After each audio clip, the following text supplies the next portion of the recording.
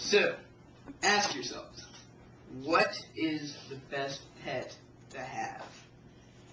Why? Well, I'll tell you what pet I would want and why I would want it. I think that the best pet to have would be a spider monkey.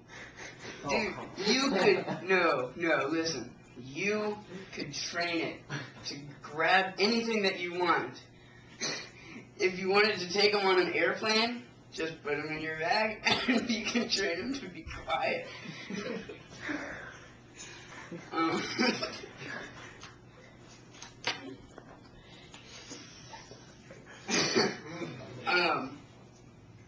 They're small, and from what I've seen of them, they don't make a lot of noise. Aaron. So, that is pretty much why I would think that the spider monkey would be the best pet you could have.